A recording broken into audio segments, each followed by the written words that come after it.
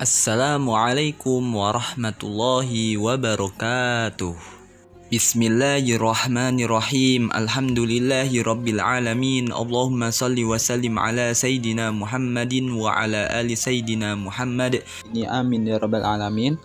Kita masih melanjutkan pelajaran kita yang mana sebelumnya kita membahas tentang mengusap khuf, yaitu menguzah sebagai ganti untuk membasuh kaki setelah dia selesai berwudu atau suci secara sempurna dan khuf tersebut memenuhi persyaratan.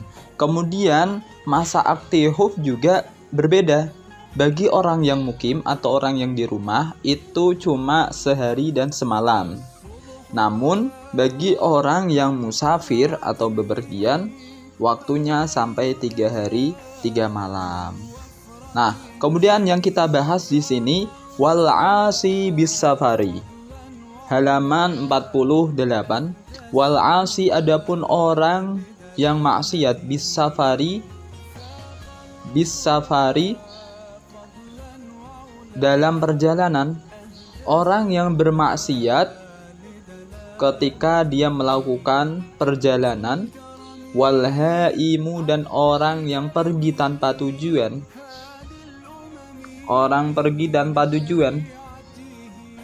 Yamsahani mereka berdua mengusap masha mukimin seperti mengusapnya orang mukim. Seperti mengusapnya orang mukim. Wadaimul hadasi adapun orang yang hadas terus menerus. Orang yang hadas terus menerus, seperti contoh ada orang beser atau ada orang keluar angin terus. Nah, itu namanya daimul hadas. Idza ahdasa apabila dia telah hadas. Ba'da lubsil khuffi setelah memakai khuf. Hadasan akhara dengan hadas yang lain. Dengan hadas yang lain, ma'a hadasihi ad-daimi beserta hadasnya yang terus menerus, yaitu besernya tadi. Ada orang beser kemudian sudah memakai khuf, habis itu hadas yang lain seperti dia keluar angin.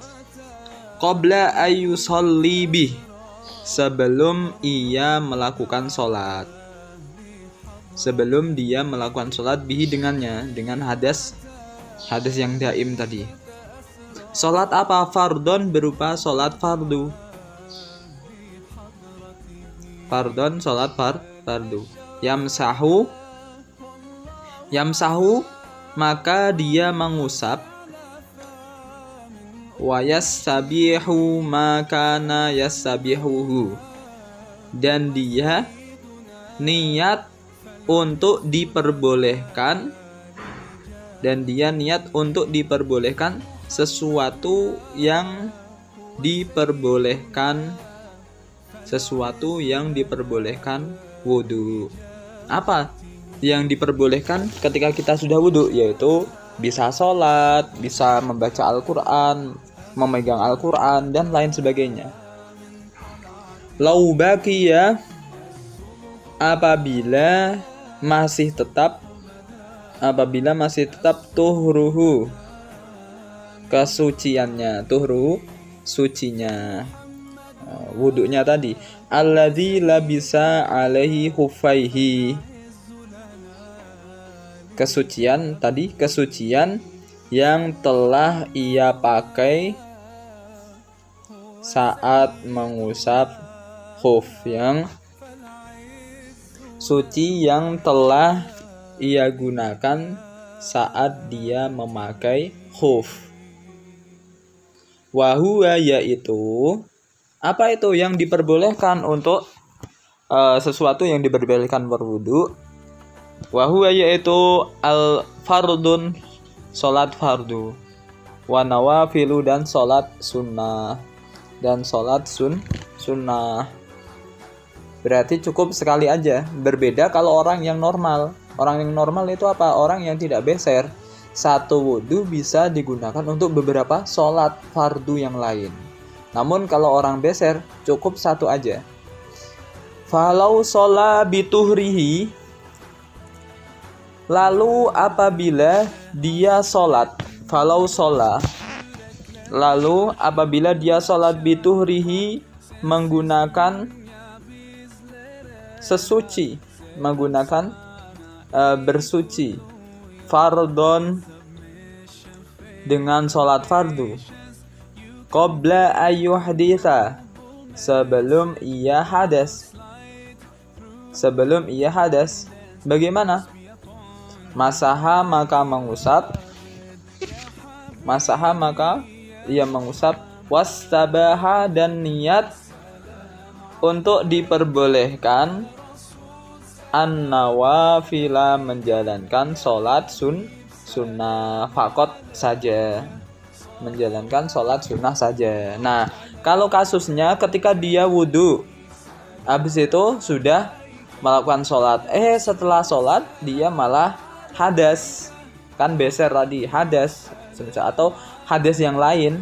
Nah, berarti kan dia wajib untuk berwudu lagi ketika dia mau melakukan sesuatu yang membutuhkan wudu. Contohnya sholat sunnah. Nah, berarti niatnya bagaimana? Berarti dia niat, saya niat wudu untuk diperbolehkan melakukan sholat sunnah. Nah, seperti itu. Sebabnya apa? Sebabnya sholat fardunya kan sudah. Nah, apabila kok dia belum sholat fardu, maka niatnya saya niat wudu untuk diperbolehkan sholat fardu. Nah, seperti itu. Ketika dia niatnya diperbolehkan untuk sholat fardu, maka dia juga boleh untuk melakukan sholat sunnah. Lain sebaliknya, apabila dia niat untuk diperbolehkan sunnah, yaitu sholat sunnah, maka dia tidak bisa melakukan sholat fardu dengan wudhu tersebut. Paham ya? Fa'in masaha, maka apabila mengusap asyahsu seseorang, ada seseorang telah mengusap fil hadori saat di rumah,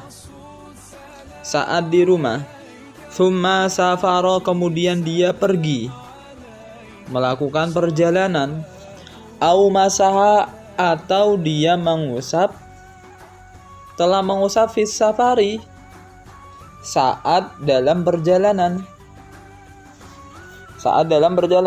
summa aqoma, kemudian dia mukim. Nah, kemudian dia mukim, artinya mukim menetap di sebuah tempat, beda perjalanan lagi. Qabla mudi yaumin walailatin, sebelum selesainya sehari semalam.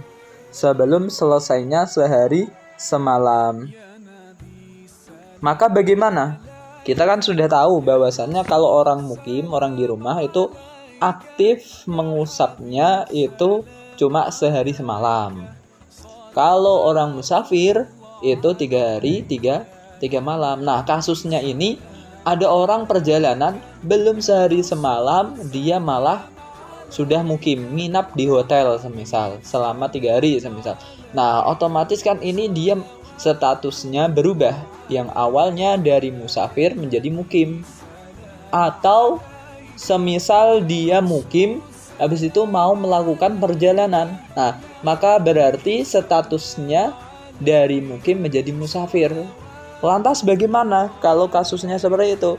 Atamma, maka dia menyempurnakan masha mukimin, mengusap seperti mengusapnya orang mukim. Berarti masa aktifnya cuma sehari semalam saja. Nah, seperti itu. Wal wajibu, adapun yang wajib, fi mashil khuffi, dalam mengusap khuf. Yang wajib itu kayak gimana? Ma yutlaku alaihi ismul mashi, yaitu sesuatu yang dimutlakan sebagai nama mengusap, yaitu sesuatu yang dimutlakan sebagai nama mengusap. Semisal ini khuf, diusap mana saja, di atas, yang penting atas, tidak bawah. Mau di pinggir, mau di depan, mau di belakang. Kok mengusap? Mau bagaimana aja caranya, entah tangannya dirapatkan jarinya atau dibenggangkan, yang penting sudah dikatakan mengusap, itu berarti sah. Tidak harus diusap semua. Paham tuh? Seperti kasus ketika kita mengusap kepala. Nah, seperti itu. Namun yang sempurna kita usap semua. Nah, itu cukup. Idza kana ala dhahiril khufi, apabila mengusap tersebut di atas bagian luar khuf. Apabila mengusap tersebut di atas bagian luar khuf. Wala yujzi'u, dan tidak cukup al-mashu mengusap ala batinihi, atas bagian luarnya. Yang diusap bagian afwan, yang diusap bagian dalamnya. Wala yujzi'u, dan tidak cukup al-mashu mengusap ala batinihi, mengusap atas bagian dalamnya. Bagian dalam, yang dalam itu enggak cukup. Wala ala akibil khufi, dan tidak cukup mengusap di atas bagian tumit khuf. Bagian tumit khuf berarti bagian belakang, enggak sah. Wala ala harfihi, dan tidak cukup mengusap atas pinggiran khuf. Pinggiran, tepi-tepi, pinggiran itu, bukan samping ya. Samping berarti itu berbeda, kalau pinggiran, tepi berbeda. Nah, ini yang dimaksud adalah pinggiran atau pinggiran yang bawah.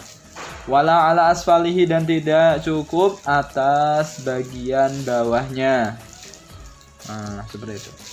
Wasunnatu, adapun kesunahannya fi mas'ihi, dalam mengusap khuf, ayyakuna khututon, agar berupa garis-garis. Artinya bagaimana? Tangan kita direnggangkan, jari-jarinya direnggangkan. Nah, ini akan membentuk garis-garis. Bi ayyu farija al-masihu, dengan sekiranya merenggangkan orang yang mengusap, al-masihu, orang yang mengusap, baina asabi'ihi, antara jari-jarinya, wala yada'uha, dan tidak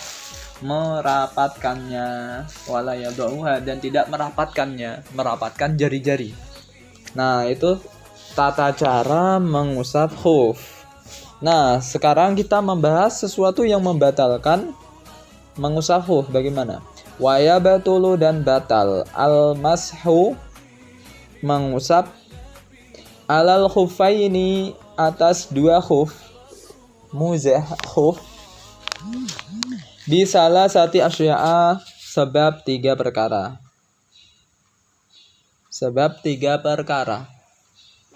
Yang pertama, bi khal'ihima, sebab tercopot keduanya, au khal'i ahadima, atau tercopot salah satunya,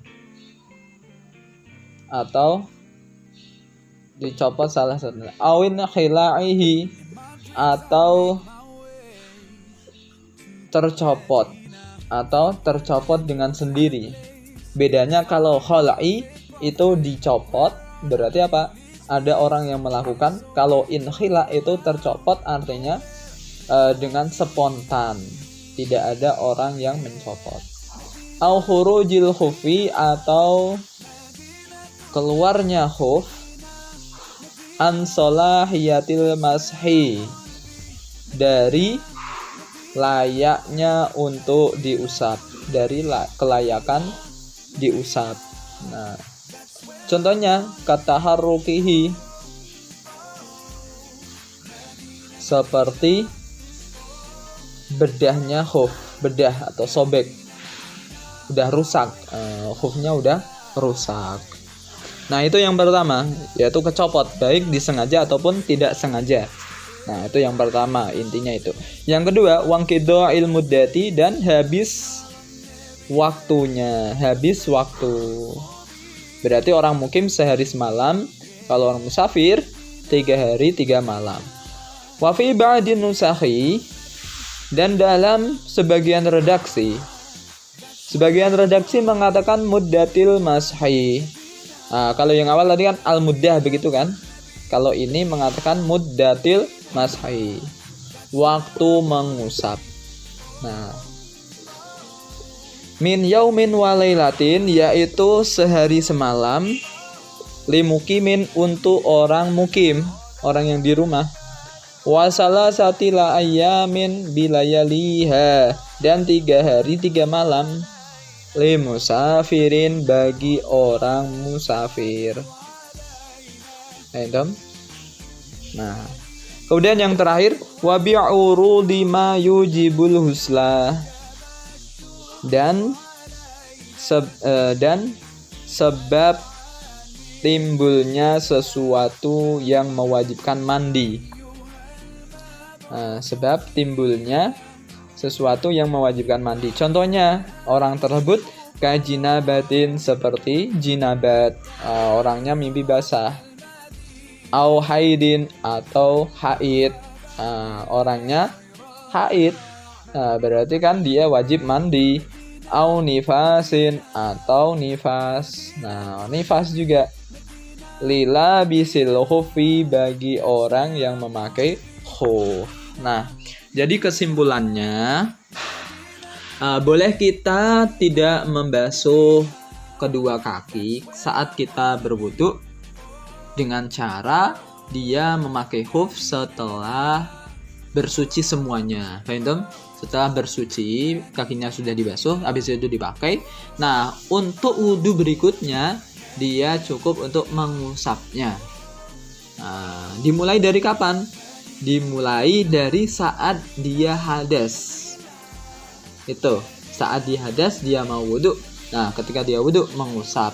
Nah, itu dimulai waktu itu bagi orang yang mukim cuma sehari semalam, bagi orang yang musafir 3 hari 3 malam.